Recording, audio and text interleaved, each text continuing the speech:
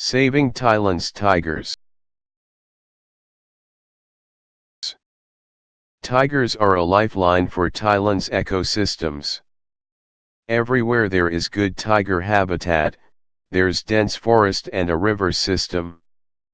Few people ever realize that tigers still widely occur in Thailand, and in saving the tiger we may be determining the fate of ourselves. A majority of people in the kingdom, city working class and elites go about their daily lives oblivious to where the air they breathe and the water they use comes from, let alone how any of the intricacies in nature work. The keys to our existence is to be eco-literate. Ignorance and disrespect, by not knowing and their materialistic values, they are participating in the destruction of precious environments. Still very little is known about Thailand's tigers and how best to conserve them. No effective tiger management policies have been designed and implemented in any of the Indo-Chinese tiger range, although considerable effort was undertaken on several tiger studies which have been carried out over the years. The Indo-Chinese tiger is one of the most elusive of wild animals. It lives in a domain of thick vegetation that seriously inhibits visibility. It isn't easy to count something you can't see, so nobody really knows exactly how many tigers exist. The tiger census that began in January 2018 estimates some good news, with some tiger populations on the increase. The population is expected to cross over 3,000 tigers scattered throughout the diminished forests of Asia. Between 150 to 200 Indo-Chinese tigers may be left in Thailand. Distribution. Of the estimated 160 tiger population segments in Asia, more than half are thought to be seriously under threat and not to be viable in the long term, regardless of efforts to save them. 25 to 28% of Thailand remains forested, or around 70,000 squared km, and half is classified protected, with 77 national parks, 35 wildlife sanctuaries and 46 non-hunting zones totaling 158 reserves.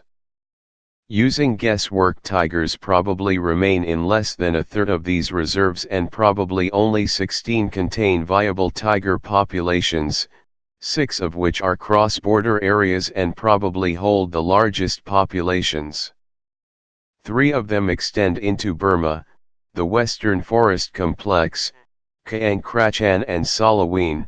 1 extends into Cambodia, Hwai Sala, where 3 protected areas are proposed on the Cambodian side of the border, though this area is heavily land-mined. 1 extends into Malaysia, Hala Bala, which connects to Malaysia's Belum Forest and is declared a protected state park. Both combined areas total 3,000 squared km. Another cross-border area extends into Laos, Phu Swa Doa, where relatively little research has been done. Other viable tiger populations are Phu Kio Nam Nao, Om Khoi, Hawaii Nam Dang, Khao Ban That, Khao Yai, Thaplan Pang Sida, Phu Luang, Thung Salan Luang, Khao Swa Doang Runai, and Klong Seng Koa Sok. Several other reserves where tigers still occur, but hanging on in very few numbers, are perilously at risk and may not be salvageable. In these reserves, extinction is inevitable without the construction of habitat corridors, translocation, or artificial reproductive techniques. A small population is susceptible to the effects of inbreeding, as well as poaching in these areas still continues. The size of the reserves by no means represents the likelihood of tiger presence, as many large national parks are devoid of tigers. Prey. Rather than habitat loss, as is so often asserted, or even loss of tigers to poaching, they submit that the depletion of prey is the major factor driving the decline of wild tigers throughout much of their range. The importance of prey is the defining component of habitat, as the primary issue in securing the tiger's future may seem obvious on reflection, a fundamental reality of bioenergetics. The once presence of cervids, suids, and bovids in the masses in Southeast Asia created a niche for a large-bodied forest edge predator. However, this assemblage of ungulates has become vastly reduced since World War II.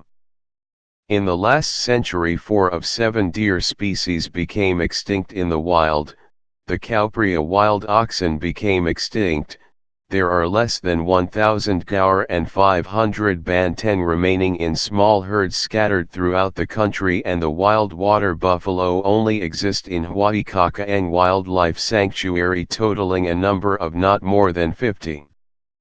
2 of the 4 deer species extinct in wild have been bred in captivity, hog deer and Eld's deer.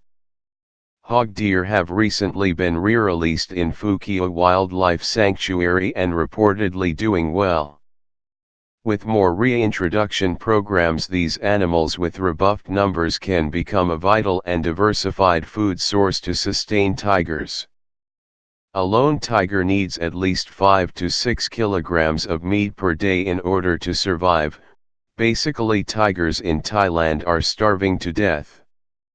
A tiger needs around 2,000 kilograms to 2,500 kilograms of meat year-round. The average barking deer weighs 20 kilograms and the average sambar killed by a tiger weighs between 50 and 100 kilograms. This figure fluctuates as a fair amount of sambar killed are juvenile. For a minimal yearly diet to maintain its survival, a tiger would need to kill around 145 barking deer or around 50 sambar deer, taking into account that 30% or so of the carcass would be indigestible or taken by scavengers. A tigress feeding 2 cubs would need around double this amount. For a tiger to have an all-round yearly food supply and to compensate for the number of prey it has killed, its territory would have to have a sustainable reproductive population of prey numbering 290 barking deer or 100 sambar deer, assuming that half of either species were female and each female had 1 fawn per year. This does not include fatalities of barking deer or sambar deer from disease or other causes, or when a tiger shares its territory with other predators such as leopards and wild dogs. Both species combined would probably need equal to that of the tiger, doubling the amount of the reproductive population of prey needed to sustain a tiger in its territory. All of this scenario is highly hypothetical, but gives an overview of the large amounts of prey biomass required for tigers and highlights the shortage in tiger prey, as few reserves have such high densities of barking deer and sambar deer. Even at the protected area of Khao Yai's grassland hills, on any given day oneself may only see 2 or 3 barking deer and a dozen or so sambar deer over an encompassing area of the park's headquarters. Comparing Thailand's best protected reserves to reserves in India and Nepal, India and Nepal has animals in abundance, which are far more visible, cheetal and sambar deer en masse in large herds, and the mean mass of prey killed is over 60 kilograms. In Thailand, analysis of tiger scat shows the mean mass of prey is estimated around 20 kilograms. The tiger here is forced to hunt lesser prey, it hunts more frequently, it's constantly roaming and could be found almost anywhere within a reserve. A tiger camera trapped in Huaycakaang Wildlife Sanctuary in 2011 was shot and killed 6 years later in Lampang's Mae Thot district, more than 300 kilometers from its original habitat.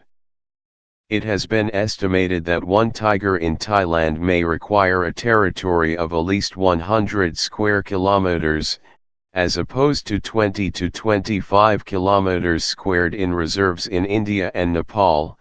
Basically, the higher the prey biomass, the more tigers can fit into a unit area. In Thailand, prime prey includes sambar and barking deer, and wild pig. In the absence of these animals, tigers have taken hog badger, jungle fowl, pheasants, peafowl, macaques, monitor lizards, fish, pythons, and porcupines. Porcupines have on occasion caused the death of inexperienced young tigers from embedded quills that cause poisonous infections. Tiger have been known to attack and eat bears, young elephants and solitary gaur. It also scavenges on leftover kills from Asiatic wild dogs or dholes. It is usually regarded that the tiger is the top predator, however this is not so, as a pack of dholes acting in unison is a more formidable force which the tiger usually stays clear of and may even climb trees to do so. Rudyard Kipling described them as the Red Peril. Dholes have been known to attack tigers even if the tiger inflicts casualties among the pack. One case in India where a pack of 20 strong dholes ferociously fought with a tiger, the tiger took out 10 members of the pack before being overcome and devoured by the remainder. Research of the interrelationship between these two species could be an important factor in tiger conservation. For example, the tiger population has vastly been reduced in the vicinity of Khao Yai National Park, and with the absence of tigers, abnormal large packs of dholes have formed, some exceed 40 plus. These killing machines may have some adverse effects on the ecosystem. Even though the tiger is not the top predator, it has the versatile ability to capture prey differing enormously in size and changing their hunting techniques to kill a wide range of prey that hallmarks the resilience of this species. A key species to the survival of tigers and is often overlooked is the wild pig. Besides being fairly large prey, wild pig are also prolific. With an early age of first reproduction and large litters, wild pig can sustain heavy cropping rates. They have a lifespan of up to 20 years.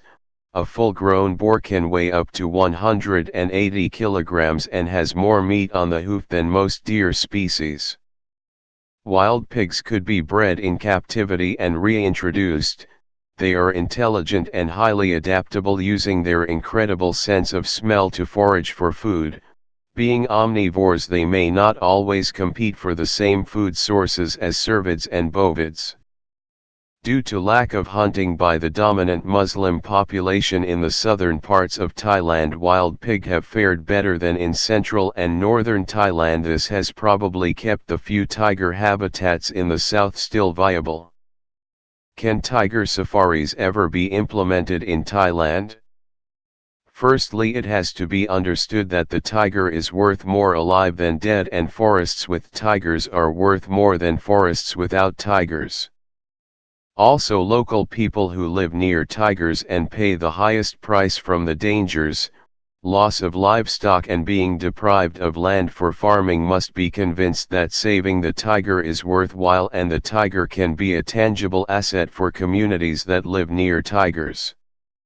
India is home to half of the remaining tigers and has handsomely benefited financially from tiger safaris. Take Corbett's National Park for example, located in Rishikesh and about a 6-hour drive from Delhi. It is home to some 138 tigers and mainly caters to high-end market travelers. Ananda Himalayan Resort is around $300 for a single room and $500 for a double. Claridge's Corbett Hideaway ranges from $100 to $150 for a bungalow. Entry permits fees must also be paid. Another popular place in India is the Tambry Tiger Preserve, which is home to over 60 tigers, and costs are similar to Corbett's National Park. Both being affordable to only high-income earners, this reduces the impact on the ecosystem, unlike some of the national parks in Thailand, which are jam-packed on long weekends with loud music, drunks, and littering. The biggest obstacle is of course Thailand's tiger habitats are mainly in a domain that seriously inhibits visibility, consisting of steep dense mountainous jungle. Unlike parts of India, that has lowland forests or grassland savannas where frequent tiger spotting is possible. Secondly, tiger numbers are so relatively few that such a sighting is one in the possible thousands, though no doubt there are many more man sightings by tigers than vice versa. The Indo-Chinese tiger is so rare and elusive that there is limited documentary film footage of this creature in the wild. To overcome this, the selected area must have good open visibility, which gives more chance of a tiger sighting, and tiger numbers and prey numbers need to be increased. An ideal setting could possibly be the newly established Phu Toi National Park. Phu Toi National Park is a restored buffer zone consisting of bamboo and shrub which is connected to core areas of the Western Forest Complex, mainly the UNESCO World Heritage Site of Huaycacaang. If ecotourism can be encouraged, all revenue created must go to the local community, and by using the tiger as an umbrella species for conservation, a tiger safari would really add value to the tourism authorities' promotional words of amazing Thailand. Local people would be given an incentive not to poach tigers and would support a higher population of key species. At present, a small amount of wildlife exists in the park, and reintroduction of different tiger prey species would have to be established. In turn, shifting visitors to the buffer zone where the same species as inside the core area of Huaycacaang will be seen, this enlarges the reserve and reduces disturbance of breeding animals. When a population of tiger prey species is viable to support tigers, younger tigers staking out a new territory would move from the core area of the Western Forest Complex to Phu Toi. It is estimated that the Western Forest Complex could support 180 breeding adult tigers and is presently well below this number. Tiger safaris. The tiger remains a charismatic symbol of beauty, and no other animal is more awe-inspiring than the tiger in its natural environment, though most of us have never been fortuitous to sight a tiger in the wild, let alone heard a tigers bellow in the still of the night, or seen a trail of pug marks along the sand banks of a river or a dusty forest path. Undoubtedly, nature can enrich the human spirit. People given an opportunity to witness a wild tiger will hopefully change their attitudes and become more involved on conservation issues. The tiger, being the major tourist attraction, will play a leading role in educational and promotional materials. After all, the tiger is the flagship species of other animals and on a par with the lion of Africa, which is among Africa's big five: lion, elephant, rhino, buffalo, leopard. You never hear Thailand's big seven: tiger, leopard, elephant, gaur, bantang, wild water buffalo and Malaysian tapir. It could have been 8, but the Javan and Sumatran rhinos have almost definitely become extinct across the country, with the exception of a few remaining individuals holding on in Hala Bala in Narathiwat province. Tiger safaris could help put an end to the suffering of the elephants used in tourist attractions by their mahouts. They are forced to perform acts or beg for food in a completely unnatural environment. If the elephants and their mahouts could be moved to Phu Toi National Park, they could provide a valuable service. With strict enforcement of no entry by motorized vehicles, trained elephants will allow people to safely observe tigers in bamboo thickets and tall grass habitat. Tigers are usually undeterred by humans on elephant back. To them, humans blend in as a peculiar appendage of an elephant. The key is connectivity. Tigerland has changed dramatically in the last century. Rapacious expanding human populations have wreaked havoc on the tiger's fragile habitat and the tiger itself. Forest, grassland, and mangroves have been logged, turned into farmland, or become degraded and vulnerable to drought or flooding.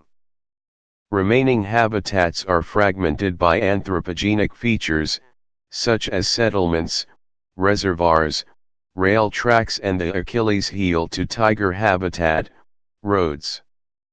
Tiger numbers have drastically declined and almost all remaining populations are now isolated.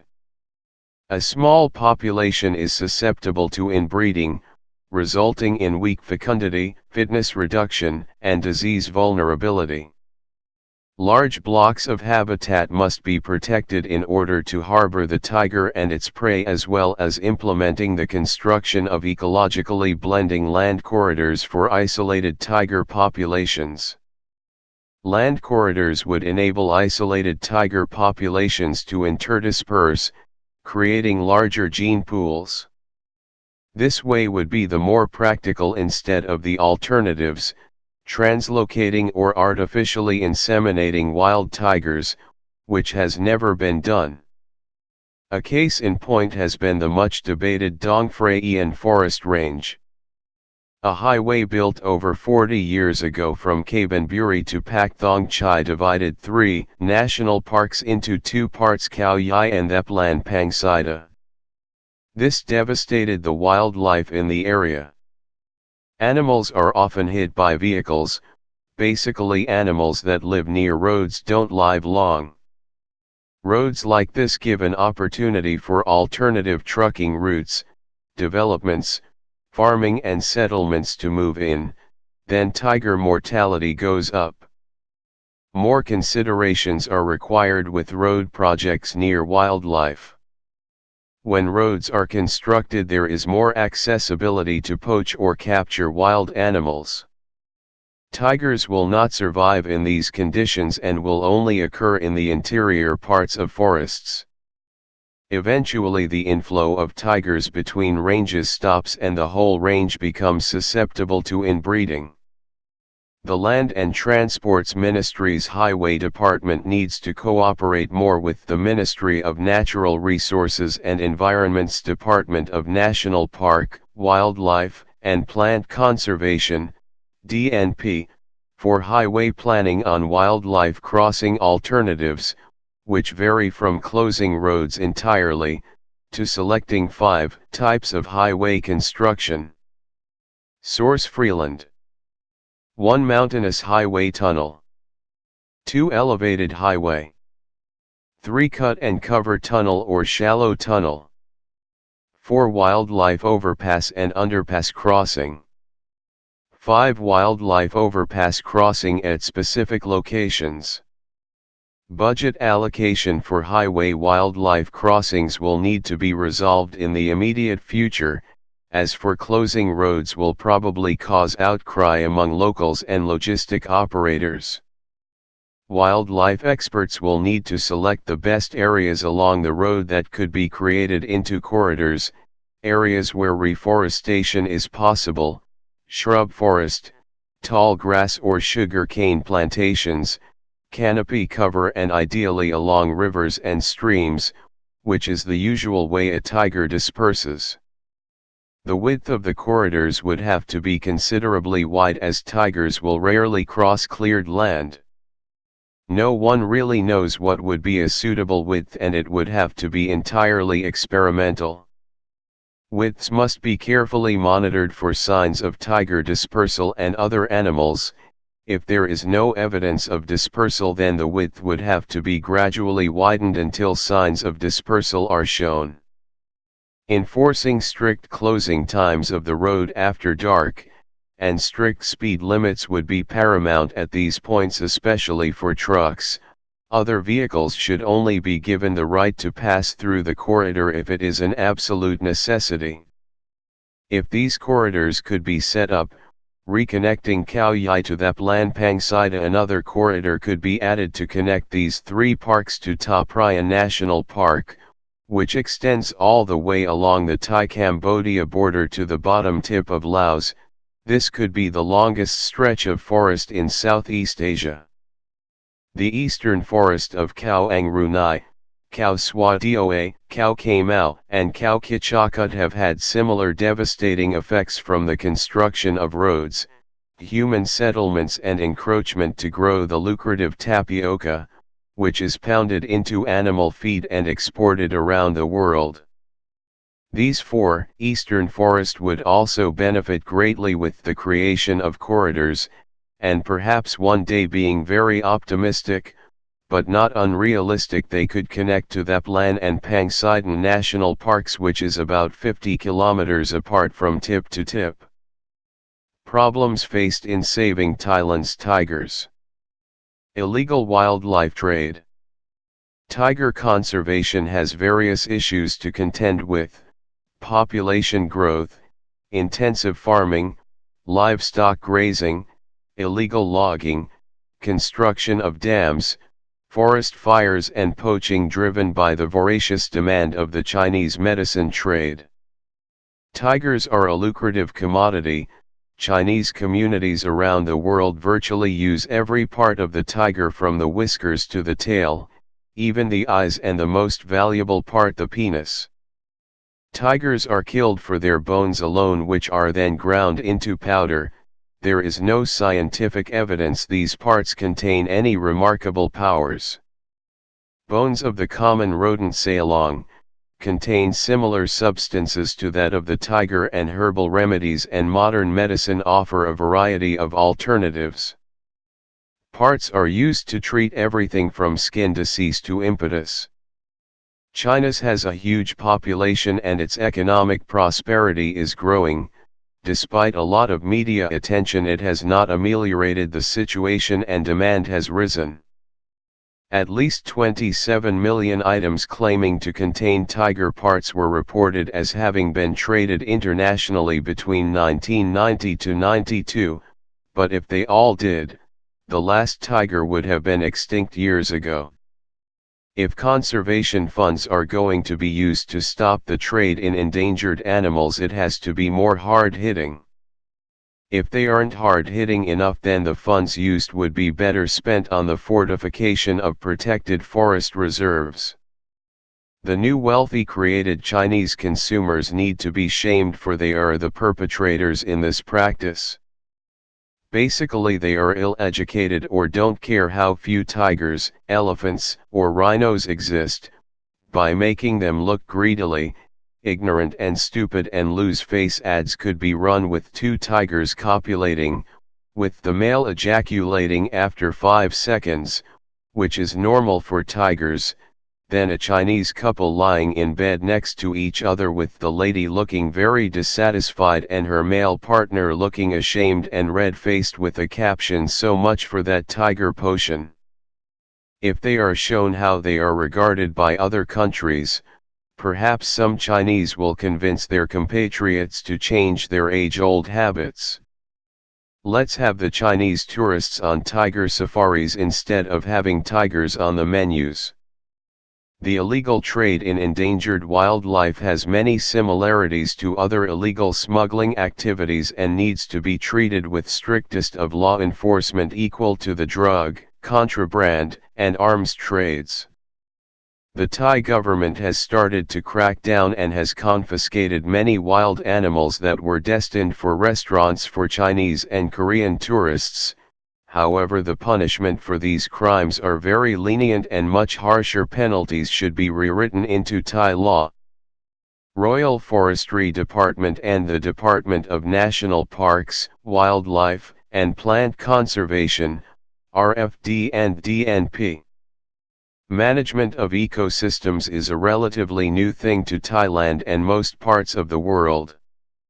There has been some vast improvements in recent years, though there is still a long way to go.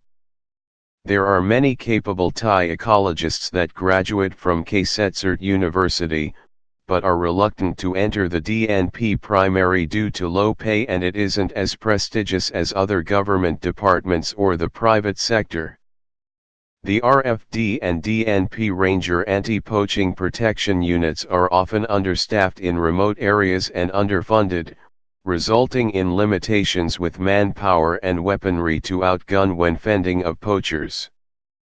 Rangers stationed throughout protected areas show passion and have good traditional knowledge of the forest. though are given little biodiversity monitoring responsibility.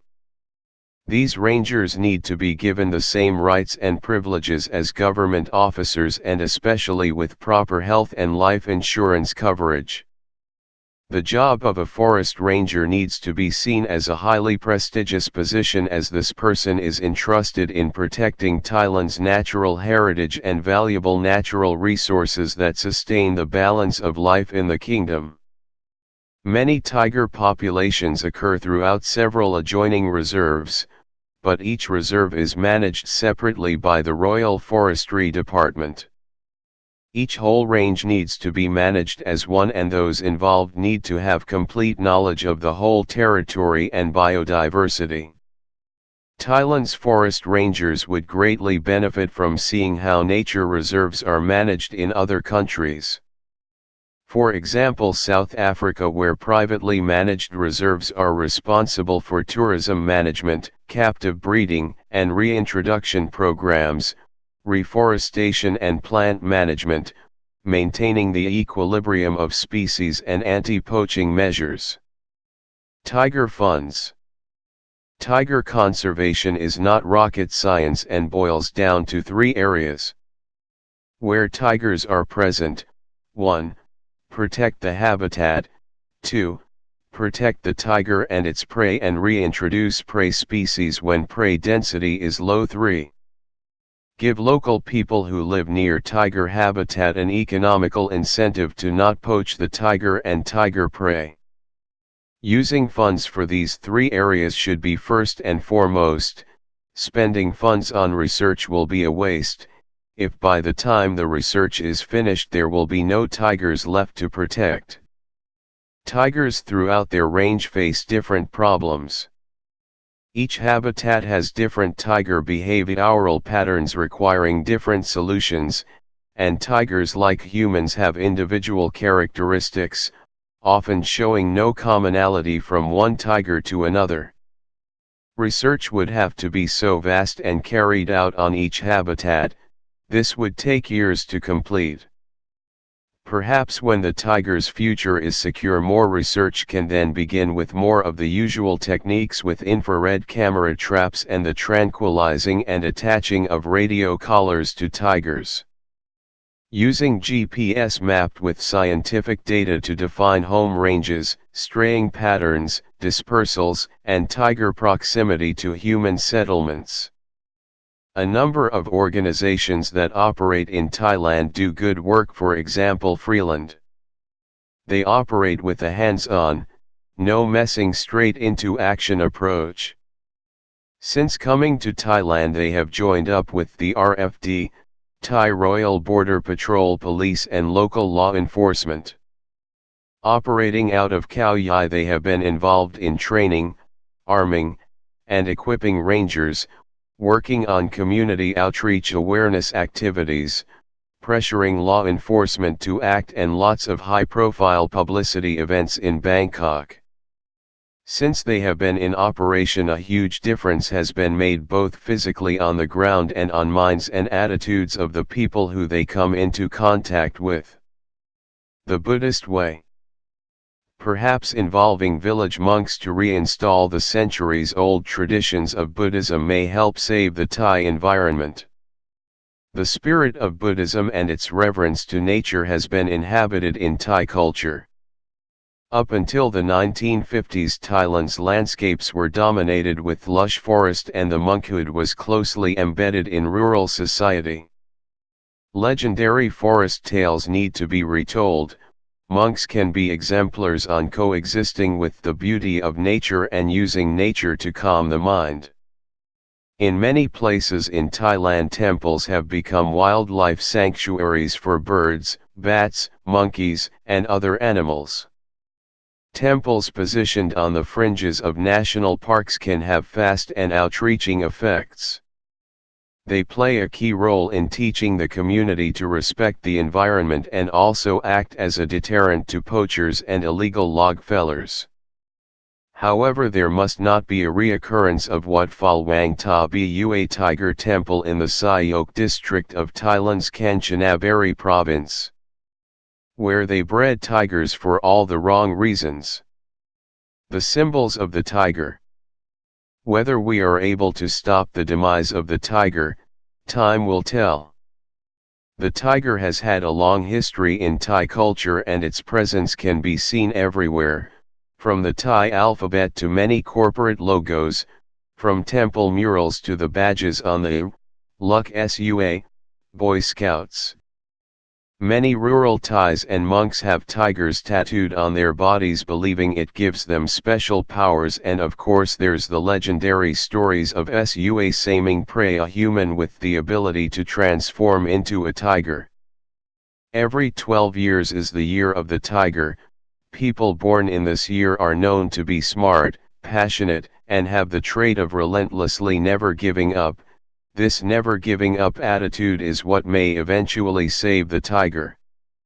With its teeth and claws, the tiger, along with its allies, the cobra's venom and the power of rampaging elephants, they are the protectors of the last remaining wildernesses in Thailand. Without them, there will be no fear and excitement left in us and nothing to deter us from foolishly trying to conquer nature entirely. A certainty, if the greatest predator known to man were to vanish forever, the forest would become bereft of the tiger's vibrant color and magical spirit.